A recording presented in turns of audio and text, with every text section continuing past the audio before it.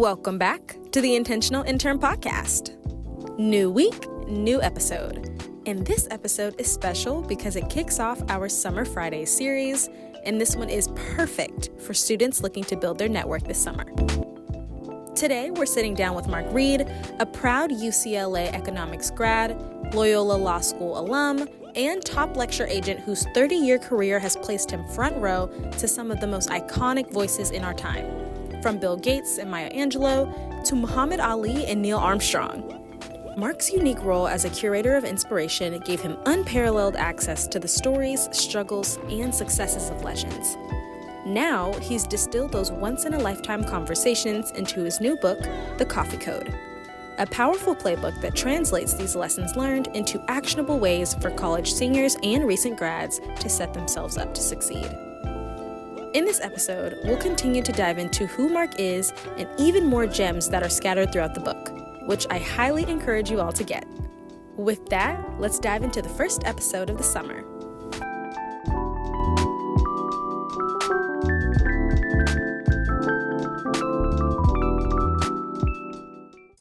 How are you?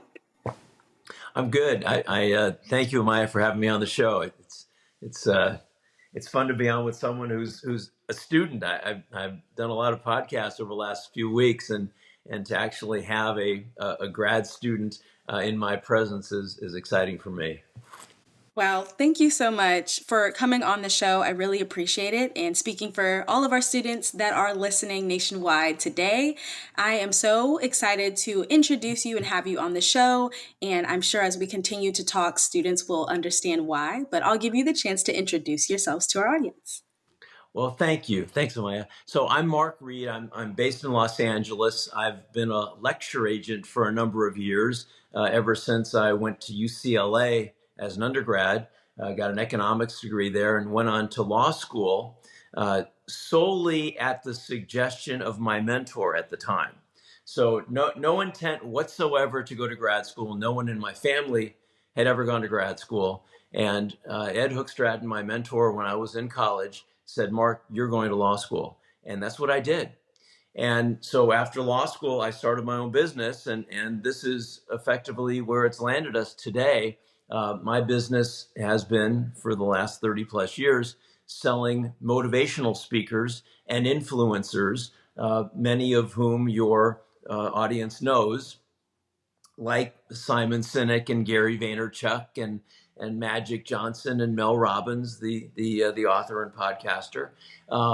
And so I sell those individuals to corporate audiences for sales talks, for pep talks at corporate events.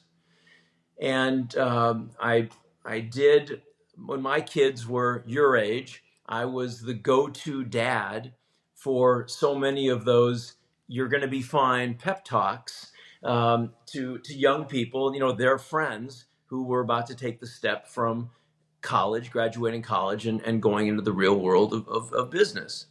And I enjoyed giving those talks, and I enjoyed seeing how they were being received so much that I started speaking on college campuses. And my notes for the speeches on college campuses became the Coffee Code. So that's really where it was a long time coming, but really proud to have the book finalized, and that's where I stand. Thank you so much for that wonderful introduction. And that leads us into something that you just showed, your brand new book that is officially out, The Coffee Code. I am so excited for you all listening to really understand what this book means for us. And as a person who's had the honor of getting to delve into the book a bit before it was released, this really showcases for us what it really means to really construct a path to success with guidance throughout this book in how Marc has constructed it. And I would love to get into what was your why when you were creating the book. I know you touch on it in your introduction of the book where you state why me, and you share your story and intro into that. But I would love for you to delve into what got you into wanting to write a book in the first place. Yeah, Well, there's a few whys going on here. I think the why number one is the title of the book, The Coffee Code. It's the coffee code, how a simple meeting over coffee can introduce you to a world of career opportunities. But basically what I've learned is this is all about relationships. It's all about meeting people. And not meeting people just once, but meeting people and staying in touch with them. And I have found that the aspect of that handshake, that meeting of someone, for the first time, is something that really takes place best in a relaxed setting. And so the coffee code effectively means the difference between a coffee meeting and an interview. As we all know, an interview, you're sitting in a box for 5 minutes with someone who has a specific need that you may or may not fit into, right? And outside that door to your right or to your left is someone hoping you fail because they're the next interview.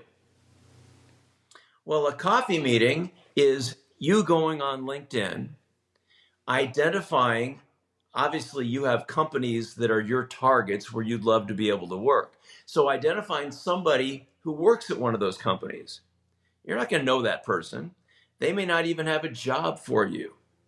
But if you can look at some of those people and say, hey, you know what? This person works at Google and he went to Georgia State just like me. So maybe if I reach out to that person at Google and say, hey, I'm about to graduate. I'm getting my MBA at Georgia State. And I'd love to have 5 minutes of your time at the Starbucks by your office, where I can just pick your brain, hear about how you got to where you are today. Now, granted, the people that you're reaching out to, they're busy. So you've got to throw a lot of darts out there. But somebody's going to respond. Somebody's going to say, yes, I will meet you for 5 minutes, for 10 minutes, and let's have coffee. And the reason that person will meet you is because a year ago, 5 years ago, maybe 10 years ago, they were you. They were in your same shoes and they needed advice. So they reached out just like this. So you're now at your coffee meeting with this individual from Google, and you're a good listener. You've got to be a good listener because people love to talk about themselves. But if you do get the chance to talk about yourself and become a great storyteller, like we're going to talk about in a bit, you may impress this person who doesn't have a job for you. He or she has just come out to shake hands with you, right? They may go back to their offices and say, hey, I just met a girl, Amaya, from Georgia State, who's about to get her MBA, and we need to get her on our team before somebody else does. So that, to me, is effectively the coffee code. And Yes. It's a cool process, and we can talk about the silos of the code itself. Yes, I am so excited to really talk about the way that you structured this book as well.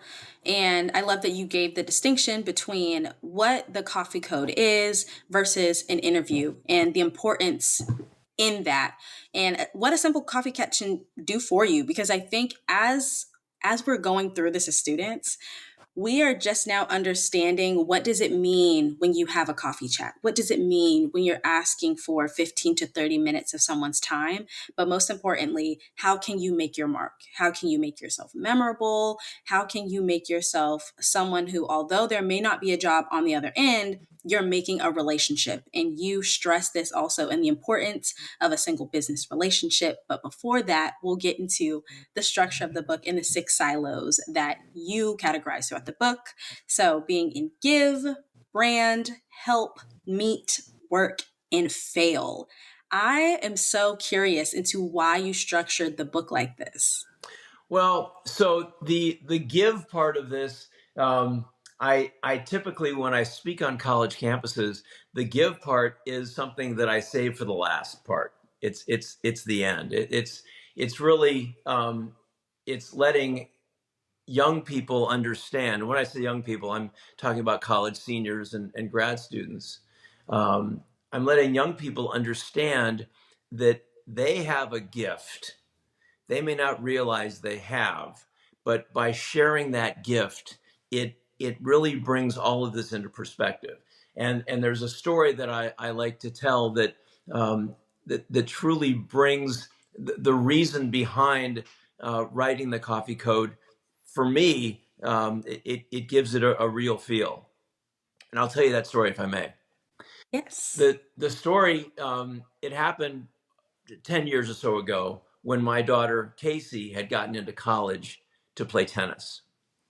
And so Casey got into USC to play tennis, and we were all excited. I was friends with Andy Roddick's agent. Andy Roddick was one of the famous tennis stars, a few years back, men's tennis stars. And Andy's agent calls me, says, Mark, I know your daughter just got into college to play tennis. We'd like to give you backstage coaches, competitors passes for the Madrid, Spain Open. Wow. So if you know tennis, the Madrid Open is a clay court championship where all the famous men and women that you know play, and it leads into the French Open. It's one of the series of clay court events that leads into the July or so French Open. Well, so, Casey and I are all excited. We get to Madrid and understand that the reason that Casey got into tennis in the first place was because of Venus and Serena Williams, who live where we live in LA, and we'd never met them, but they were that inspiration for my daughter to play in the first place. Well, we're in Madrid, and it's the day before the tournament starts. And we want to find out just how close our badges will get us. So we go to the registration area of the tournament, and the registration area of the Madrid Open, you feel like you're in a large Las Vegas or convention hotel where it's high ceilings. And in fact, as you walk in, there were two staircases that led up to where the players had their lockers and their food and their massages and all that kind of stuff. And it's the day before the tournament. We're on the ground level, and there's no one around. It's virtually empty. But off in the corner, I see someone I recognize. And it's Richard Williams, Venus and Serena's father, their coach at the time, right? Well, I don't know Richard Williams, but you know the story. Richard, I'm Marc Reede. This is my daughter, Casey. We're from Los Angeles. Casey just got into college to play tennis, and your daughters were the reason she took up tennis in the first place. He says, hang on one second. Venus, Serena, top of the stairs, here's these two girls. They come down and shake hands with Casey. But the story doesn't end there, because the next night, Venus had her opening round match against a girl from Madrid. And remember, we were in Madrid. Not many people rooting for Venus Williams in that stadium. We were sitting up there in the rafters. Great shot. Nice serve. Venus knew where those roots were coming from, right? Well, Venus beats the girl in straight sets. And as you probably know, if you watch tennis, when you win a tournament, or the match ends, you zip up your stuff, you put everything away, and you go off to your own little exit. Well, Casey knew this. So as the crowd is leaving, Casey runs down against the crowd. I can't even see her anymore, but she wants to get as close as she can to her new friend to congratulate her. Well, now I focus down on Venus, and I'm watching Venus zip up her bag. She looks up at me and mouths the words, "Where's Casey?" I was floored. I'm getting goosebumps just telling you this story. I point, she's down there. I didn't see her, but I knew where she was. So I see Venus get up and run over to where I know Casey is. Now 5 minutes go by. It seems like an eternity to me. Here comes Casey up the stairs, tears flowing down her eyes. She's holding Venus's tournament towel that you can't buy. So now we're leaving the stadium, and once again, I see Richard Williams in the lobby of the stadium. I tell him this story. Richard takes Casey and me in a group hug, and he says, "Mark, I'll tell you something. If you had just told me that Venus played a great match, I would have said, thank you very much. That's her job. That's why she plays so hard and works out so hard every single day." But he says, a long time ago, I told my daughters, take one person and share with them your gift. Show them you care. Look what can happen. And that sharing of a gift, of showing one individual that you care, the way Venus took the time to give Casey this towel. It touched me in such a way that this book came from that. It really did.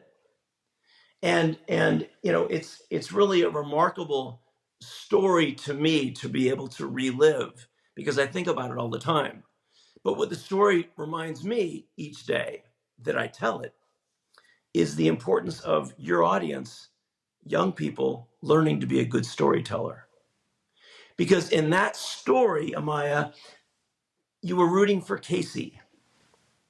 And I feel that a college senior, a grad student, someone who's meeting in an interview with someone on an airplane, with someone who's potentially a partner in a business, or someone who's an investor in their startup, if you have a great story to tell about yourself, it doesn't have to be as long as the Venus and Casey story, but if you have a great story to tell about yourself, they'll remember you. So it's really important to not only study the company you're about to meet with, but think about how you fit in there, and think about something in your past or in your present that makes you the potential to be a wanted commodity for them. So that's the first silo. And I love how each of your silos segue into the next one. And as you're continuing to talk and share your experiences that you weave so beautifully into the book, it really gives me insight into how this book flows in a way that preps you as you're preparing for each part of your roadmap in your career. And I loved how when you talked about storytelling, you don't only share your stories, you also share student stories as well, of students that you've came across and what they did in order to get them to the next step. And that all is encompassing of building your brand, which is the second silo from that. I would love your insight on personal brand and how that came to be. Well, what you've just shared, Amaya, is important, because the stories that you'll learn in the Coffee Code aren't just mine, because many of them are from my clients, are from the speakers that we represent, that we sell to major companies, and effectively, when I'm on site at these meetings with these speakers, I'm behind the stage, right? I'm back there in the green room, in the waiting room, before they will go on stage and give their talks. So it's this up close and personal that I'm getting, where effectively I'm able to be a conduit between those individuals and people like you, people like your audience here. One of the stories that I love to share has to do with the way that Magic Johnson first found his first mentor in business. And what Magic did was, he was about to retire from the NBA, and he knew he wanted to go into business, but he had been playing basketball for a long time. So what he did was, he reached out to the ticket office people at the Forum. Well, the Forum is where the Lakers played before they played at the Staples Center. And he asked the ticket office people to give him a list of the names and addresses of everyone who sat in the courtside seats, because Magic knew that those were the icons of business, right? Magic wrote handwritten notes to every one of them. Hey, I'd love to come and have coffee with you. I'd love to pick your brain. I just want some advice. I really wanted to get into business.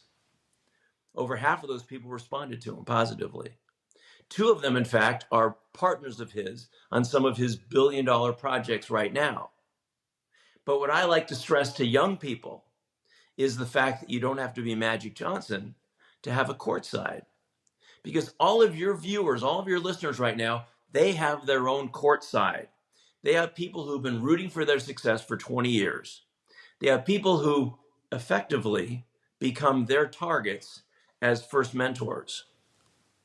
And you need that first mentor for the guidance that will lead you into this world of success, however you define success. But, we all have mentors. I'm a lot older than you are, but I still have many mentors. I'll meet someone at an event this month And boom, from an advice standpoint, anytime somebody gives you advice, they become a mentor. They really do. They become a guiding light to you. Back to these chapters or the silos in the coffee code, the finding of a mentor is chapter 3. It's help, what we call. The second chapter is called brand. It's creating your own personal brand. It's finding the traits within you. And again, all of these silos, like you say, they're interconnected.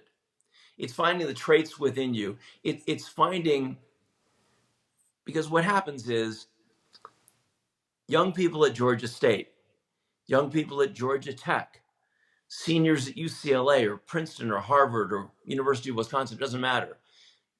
You all have the same dreams and aspirations. But there's something about you personally that's going to make you stand out to one of these organizations that you want to work with. You have to take the time to find that. It could be a class you took. It could have been travel that you did. It could have been, the fact that you're a triathlete. Something about you is different from somebody else, and that's going to stand out. After you have perfected who you are, effectively, you need to build your network of connections. And to me, that's all about LinkedIn. But the fact is, if you're on an airplane and you're sitting next to somebody and that person's a business person, that person is on LinkedIn. And I'll tell you right now, there are many companies that recruit on airplanes. My daughter used to work for Shake Shack. She worked for the CEO of Shake Shack, Randy Garutti. Randy Garutti used to sit and coach. You have no idea who's sitting next to you. And have a conversation, because you never know who that person is, what they represent. Again, they may not have a job for you, but the key with keeping in touch and developing this network of yours is in 6 months, in a year, in 2 years, you need to touch them again and again and again, because you may have had a job for the last 6 months that's meaningful to someone at Shake Shack or at Google or at another company. You may have had an internship that's meaningful. You may have had certain travel that puts you in a position to know an area, a part of the world that not many people know about, that may be helpful to a company. Maybe just spend a month in Mongolia. You never know. After you've built that network of connections and you start to work, you're going to develop a plan. And that plan effectively is what we all need. It's what I needed to build the coffee code. Because without a plan, you can't you can't get this whole success thing in motion. The tough thing about success is that there's going to be no's, and there's going to be turn downs. And so there will be losses out there, and you'll learn from those losses. And that we call the chapter fail.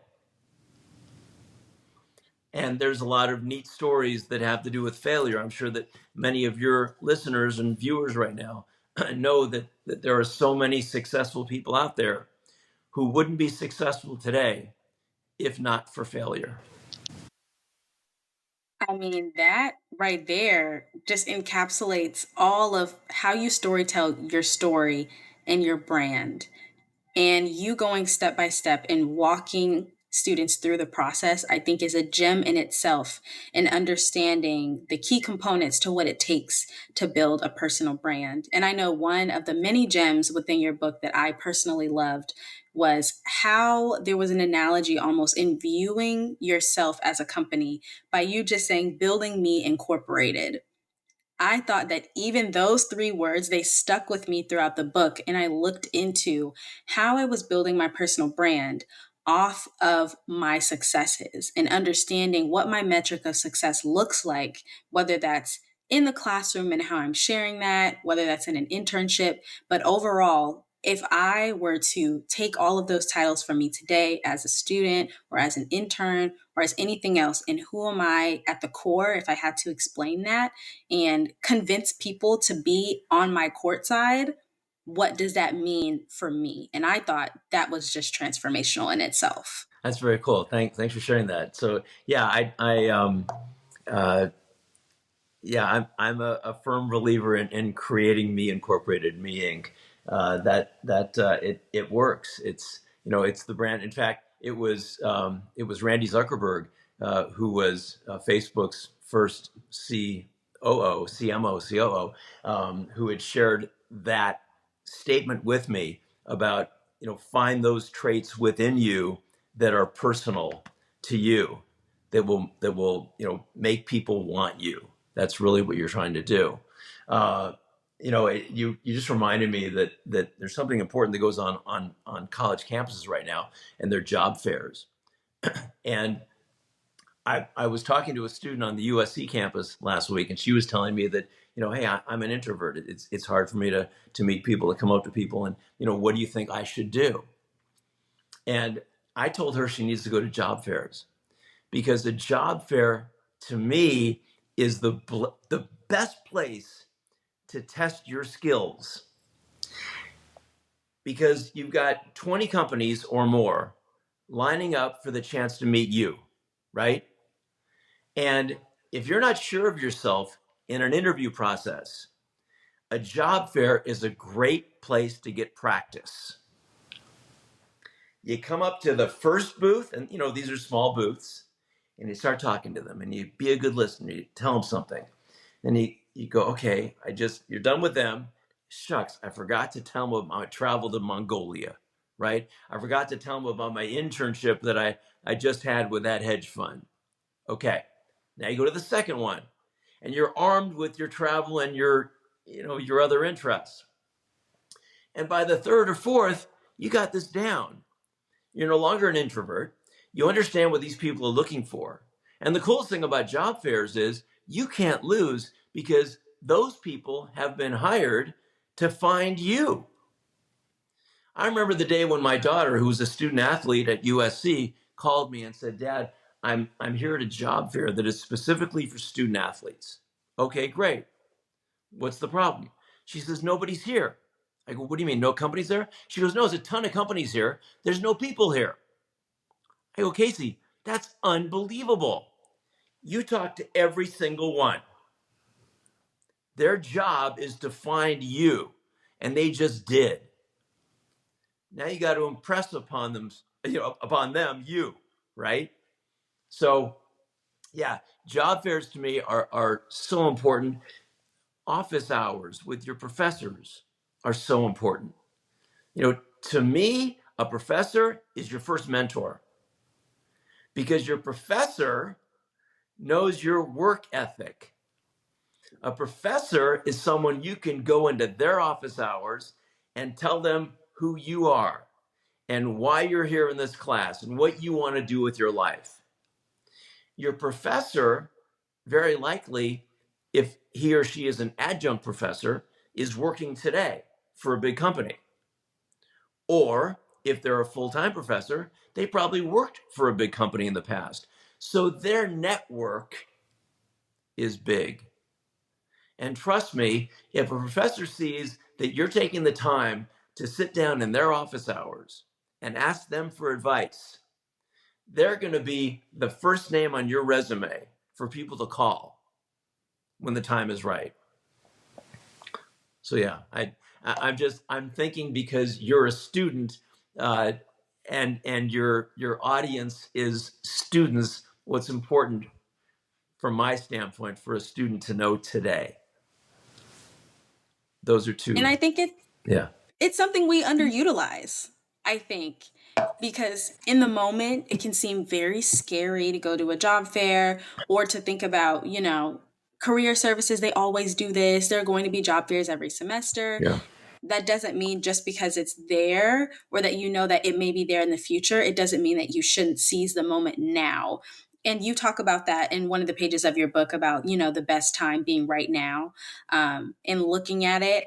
And it just makes me think about all the times when I was a student, before I started going to job fairs or before I started really trying to get in touch with my professors, Yeah. how many opportunities I probably could have had that I just never knew about. And I know one thing that I have improved on as a student, as I would rather take the opportunity to do something, even if it is scary to me or anxious to me, rather than having the regret later of what it could have been. Got it.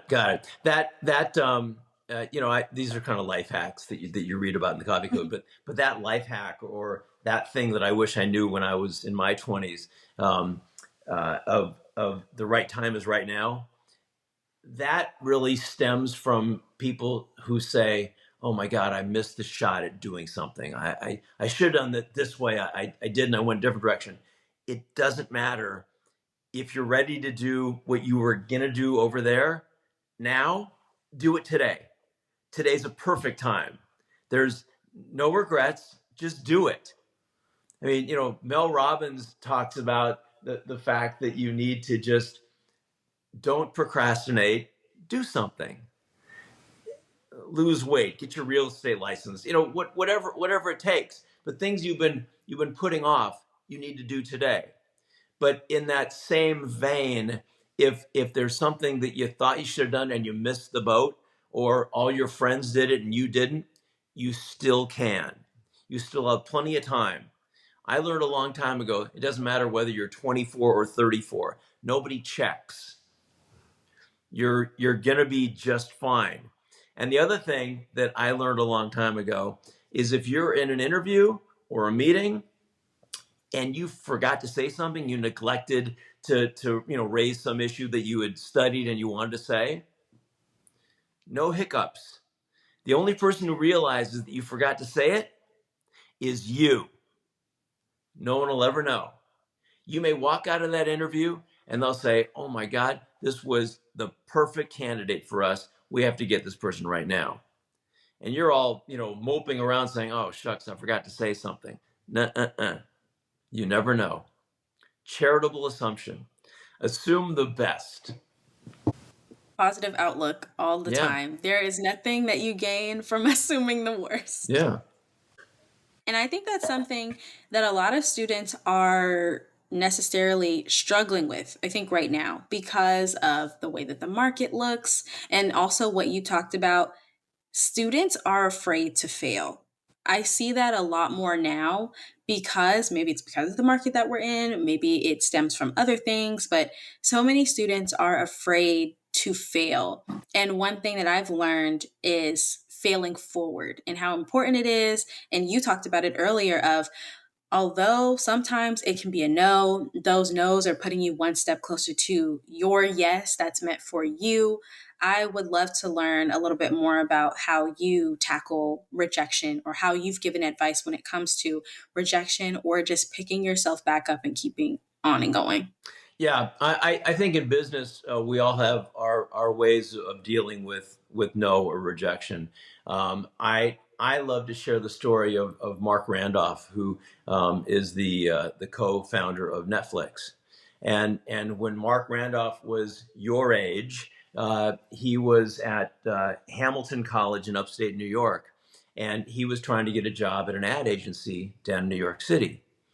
And he had gone through all the rounds of interviews. And I think there were 4 other people as well at his school that had gone through the same, gotten all the way to the same final rounds of interviews. And so this ad agency flew them all down to New York City to meet their people. So Marc and all these others, they meet everyone. They go through even more interviews. And Marc thought that he had totally nailed it. So he gets back to school and he hears from the ad agency, and they say, "Hey, really sorry you didn't get the job." Okay, fine. Accept it. It's rejection. It's part of the game, right? But Marc really felt that he deserved this job. So he went back to these people and sent them an email and said, "Hey, what did I miss? Why didn't I get this job? I knew A, B, C, D, and E. I was your candidate." And they say, well, hey, come back down, let's talk again. So he flies back down to their offices and they give him the job. What's going on here? Well, it turns out that nobody got the job. Nobody was offered the position because the ad agency wanted to see who wanted it the worst. Who wanted this job? Who was not willing to take no? And that was Mark Randolph. So if that's your basis for no and rejection, let that be it, because it's mine. Sometimes no is just not yet. No is not yet. Yeah. No means maybe not right now. Literally, maybe not right now. Yeah. Doesn't mean necessarily Yeah. no. No doesn't mean no. Isn't that cool? No does not mean no. I am going to keep that advice. And Yeah. something that I've been hearing that you talk about as well in terms of a mentality standpoint is something that I actually learned from a personal branding workshop that I went to today at Microsoft. Wow. And one of the leads, when he and I connected, he said, hey, I want you to know that us connecting does not mean that the relationship ends here. It means that you and I have the ability to talk to one another and support one another and ask, what do we need? So the next time that you come to me, let me know what you need so I can make sure that I prepare and I give it to you. So that way, our relationship, when you are talking to people and helping others, you are not a gatekeeper. You are a conduit. Yeah. And you can do the exact same thing that I am doing. So even when it seems like something has ended, a different version of a no almost, Yeah.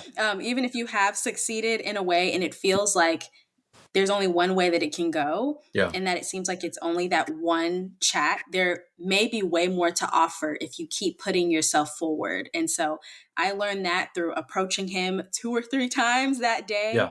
And although we couldn't find the best time to meet up, he recognized my effort and my approach. And by the end of the day, he went and found me. So I think that is also something important that I gathered as well from your story. Yeah, and that's a very, very good point. It's a smaller world out there than we give it credit for, and I think you find that truth when you're in the business world. My son, his first job out of Boston College was at DreamWorks Animation.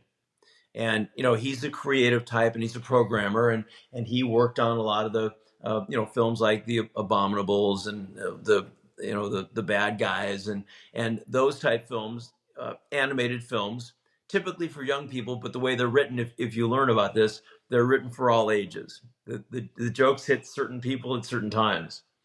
But when Ryan left DreamWorks to start his own startup, he watched as others at DreamWorks left DreamWorks to work at Hulu or at Yahoo or at these other creative places that were using content of his ilk. And so when he now goes to a movie, and it's funny, when you go to a movie here in LA and the movie ends and the credits roll, in some cities in our country, people just leave when the movie's over. But if you're watching a movie here in LA, people stay. And they're staying in their seats because they know people in those credits, right? Well, it's just amazing to me when I talk to my son how he'll go to a new animated film and he'll see so many names of people that he worked with at DreamWorks who are now at this production company or another production company. And you learn that it's such a small world because people shift around, but they're all animators. They're all programmers. They're all creative types, and they're all friends, and they stay together. And you'll find that whether you're in the ad agency world or the tech world, whatever it is, because someone you meet, like the person you met at Microsoft, that person in a few years you'll meet at another company. And you'll say, oh my God, I met you in Atlanta and yes, I remember because I follow you on LinkedIn or, I continually get your updates. But that's why it's important to use LinkedIn and other social. I mean, look, your viewers, your listeners are more in tune with social and technology today than anyone that's, at these companies in different generations, right? Well, that has such value. You are in such demand, you don't realize it walking in the door. When someone's interviewing you and you're a senior at Georgia State, or you're getting your MBA at that school, you know, they're interviewing you because they want you. A lot of people go in saying, "Oh God, are they going to like me?" No, you understand, they already like you. They've granted you an interview. Look at all the people that didn't get an interview. You're in. And this job may not be perfect for you today, but the person interviewing you may say, "Hey, you know what? I need you to meet someone over there in the HR department because they have a role that you may be the perfect fit for." And when that happens, because it will happen, you can't be upset about it. Like, "Oh my God, I just went through like 10 interviews to get this job. Now they're pushing me to someone else." No, you just met 10 people at that company who probably love you. And now you're about to meet 10 more. So now you've created raving fans. And that's your goal. Your goal is to create people who are your fans. Remember, we're trying to create this courtside of raving fans. That's your goal. Definitely emphasize throughout this entire conversation that just as important as the destination may be, it is equally, if not sometimes more important, to recognize the journey as well, as that is a true determiner sometimes in what your outcomes can look like as you're going throughout your career, especially when it's rooted in relationship building. And I would love to drive this episode home by asking you one final thing throughout the bevy of things that we've talked about when it pertains to your book or your life and your experiences. Yeah. If there was one piece of advice that you could give to students right now that's not in the book already, what would you give? Shucks. No, I really think that I really think it's the power of nice. I think it's being a nice person. I think that nice can get you places in life that you never dreamed possible. And if you think of all the opportunities where you are at, talking to the gate agent at American Airlines at an airport, or talking to the registration person as you're showing up at a hotel, or just showing up at your doctor's office, just when you're nice, or showing up at a restaurant trying to get a table and you're early, or there's nothing available, nice works. And you don't have to have a lot of money. You don't have to have a lot of things. You just have to be a nice person. And if I can leave you with that, that just made my day. Well, thank you so much, Marc, for being on the show and sharing all of the valuable insight and gems that not only come from your personal experiences and your stories that you've learned from others as well, but also giving a little bit of a slice of what the Coffee Code is all about and what students can look forward to when they get their copy. I highly recommend that you guys purchase this book. I have read it and I am rereading it. And that is also a great point about the book. It is something that you are always supposed to come back to, so that way you can learn to master those in every step. So, Marc, if you have any final words of where we can follow you in your journey. Yeah, thanks. I appreciate it. So, regarding the book, and I know it's a hardcover book, and hardcover books are not cheap. But the fact is that the Kindle download is available today, right now, and it's $5.99, and you can, read that ebook form today, which I think is just as awesome, unless you want that hardcover book, which is fine too. And there's a paperback too. I do post life hacks, if you will, on my mentor Marc Reede Instagram and TikTok account. And Marc is M-A-R-C, Reede is R-E-E-D-E. And if you go to barnesandnoble.com or to the Amazon website, it's the coffee code or the coffee code book. So it's pretty easy to find. And yeah, I think the Kindle download, just because the students that I've met with have all told me that that's the way that they like to, to read books, which is fine with me. It just, I can't autograph a copy, a Kindle. It's just kidding. But that's okay. Thank you so much. Thank you. And letting us know that it's available in digital forms like the Kindle. Yeah. I just found out about that the same time you guys did. Yeah. So good. Save money. Really appreciate it. Okay, cool. Thank you. Thanks for having me, Maya.